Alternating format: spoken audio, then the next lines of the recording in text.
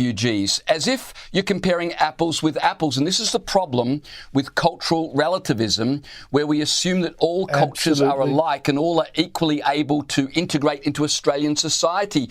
We know that's not correct. We're seeing it every weekend on the streets of our cities around this country. And for the government to practice this cultural relativism as their guiding principle for our immigration program is not only insane, it's dangerous.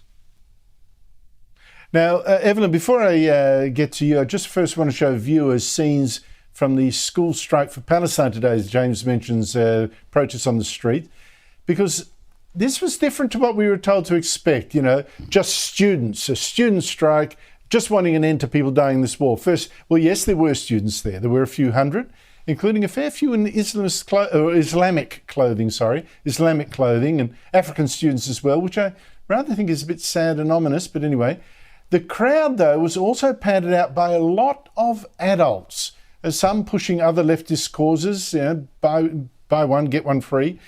Quite a few, in fact, as well as university students from the Marxist Socialist Alliance and the equally Marxist Socialist Alternative, plus a mother who decided that she should share the mic with the kids. Free Palestine! Free Palestine! And the second point, Evelyn, is that this was really a hate protest against Israel, a protest that called for its destruction from the river to the sea. The Australian state genocided Indigenous communities. From the river to the sea, Palestine will be free! Israel is on stolen land, and that's Palestine, not Israel. They should give back the stolen land, it's not theirs. Genocided Indigenous communities. The Indigenous and Palestinian struggle goes hand in hand. Evelyn, your reaction to all that?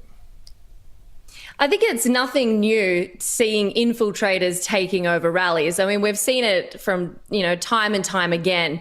But when you hold a public protest, it's inevitably going to attract people who want to advance their own agenda. But it's also no surprise that children in particular jump on this because they're starved of purpose and meaning in life. Kids don't know why they exist. It's how it's designed. It's how they've been indoctrinated. And so when you feed them a steady diet of Marxism, they can't help but view every conflict as a struggle between the oppressed and the oppressors. Kids are ripe for exploitation. Lefties love jumping on these things. This is the fruit of Marxism. Marxists can't see the world any other way. They instantly side with whoever they are told is oppressed.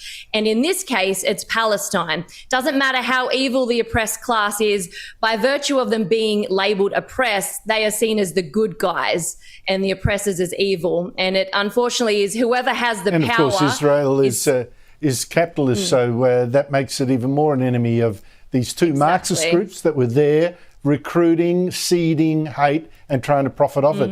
But what did you make of it, James, particularly that appeal at the end, and we see it quite often now? Well, this is the cause here of Aborigines is linked to that of the Palestinians. They're both Indigenous, therefore we support them both. Yeah, well, key Aboriginal activist Marsha Langton came out a week or so ago and said there is no similarity between the case of the Palestinians and any grievances that Australian Indigenous people have. But I'd have a couple of questions about this protest, Andrew. Number one, if it were held on Saturday rather than Thursday, how many of those young people would have been there? Number two, why are so many adults at a kids' protest unless they are simply manipulating these young children? Number three, where are the parents of these kids? How are these kids not in school and why are their parents not enforcing that? And number four, how can this generation be so ignorant? They're calling for a ceasefire. Well, there's a ceasefire on the table. It's Hamas that haven't yet signed it and come to the party. They're yelling out Allah Akbar. Correct. This is an expression used by terrorists as they raped, murdered and kidnapped Jewish civilians. And on top of all of that, they're protesting as kids. Well, shouldn't they be protesting for the 30 children and babies who are now being held hostage in Gaza? I am so depressed watching these protests happen. If this is the state of our country, we are in big, big trouble, Andrew. And Evelyn and James, as you would both know, if you want to make an analogy with Indigenous people over in that conflict, The Jews were in around the area of Jerusalem a lot longer than the Palestinians. So maybe they're the indigenous people the left should be reaching out to. Evelyn Ray, James McPherson, thank you both so much for your time. After the break, here we go again. Is the government's border policy falling apart because another boat lands on our coast? Hi, it's Gary Jubilant here. Do you want a real and raw look inside the world of crime? Well then check out my podcast, I Catch Killers, where I interview people from all sides of the law. I draw my firearm and I went into fight mode. I wanted to find and confront this gunman. I'm not getting verbaled, am I?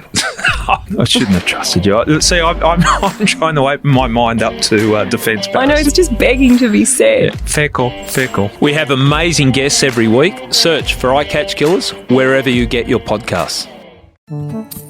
When it comes to business and meeting travel in Orlando, it's never business as usual. Sure, I could go on for days about the incredible places to hold your meeting, or the breadth of industries that call it home. But when it's time for your business to make the extraordinary happen, Albert Monero of Limitless Solutions said it best. Orlando is an incredible place for innovation.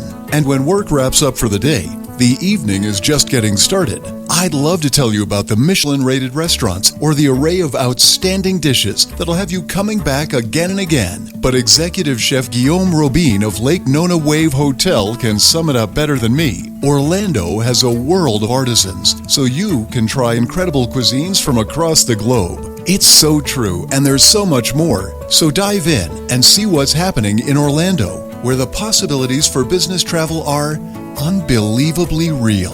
Learn more at orlandoforbusiness.com. It was always going to happen, wasn't it? A boat from Indonesia has landed about 12 people on the coast of the Kimberley, Western Australia.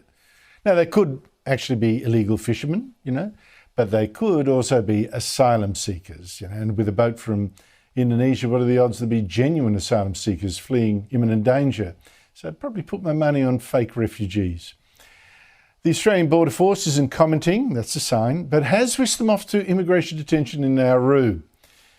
And who would be surprised that boat people do think Australia once more has a Labor government that's weak on borders? I mean, just last week, more than 80 foreigners, including even killers and rapists, released onto the streets, yes, by the High Court, but with no controls. That's on the Albanese government. Nothing to make sure they are where they're supposed to be. This week, 860 Palestinians were given temporary visas with minimal background checks. For all we know, Hamas could use this opportunity to get a few of its friends over here. Earlier this year, 19,000 illegal boat people were allowed to stay on permanent visas. So really, hello, you may as well stand on the shores and say, Labor government in power, come on over. And one boat might have done just that. Also, just one little item. You know how I keep saying the ABC doesn't have a single conservative host of a mainstream program anywhere. Not one. Now it has lost one of its two, probably its only, conservative on a non-mainstream program. Tom Switzer has quit from Radio National, a little weekend show. They tucked him away. Just say, we've got one. He's not commenting, but a source in the Australian says, well, he used to pick, it wasn't what he said, but he sometimes talked to guests that didn't toe the ABC line. And even that, even when he challenged them and had to balance them with another guest, was too much. Debate on the ABC is dead. Goodbye, Tom Switzer. That's it from me. Chris Kenny next. Good night.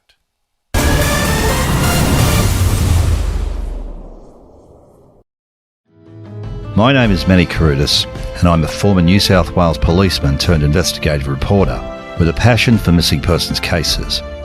I'm here to quickly tell you about our True Crime Australia podcast, The Missing. In this series, I look at old missing persons cases which have all gone cold in an attempt to try and uncover new information which could help see these missing people reunited with their loved ones, or any form of clue that could bring these families closure.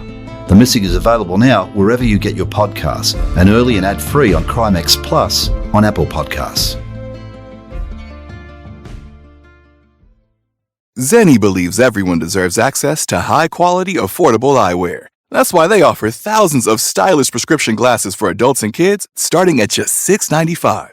At Zenni, you get the same high-quality frame and lens options that you get from an optician for 1/10 of the price, including blue light glasses, progressives, prescription sunglasses, and more. The best part, you can try on any frame from the comfort of your couch with their 3D virtual try-on.